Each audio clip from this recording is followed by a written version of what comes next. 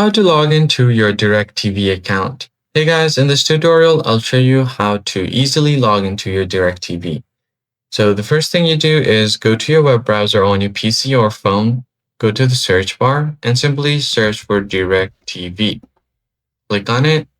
Now, first of all, you'll see the link to sign into your account. So click on it.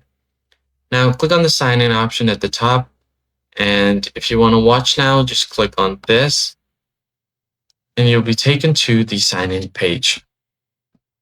Now, once you've opened it up, you can see this login page right here. So all you have to do is provide your user ID and then click on continue.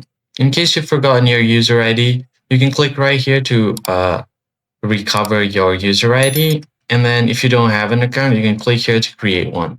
So that's how you basically enter to your DirecTV account. If you found the tutorial helpful, be sure to like the video and subscribe to the channel. I'll catch you guys on the next one.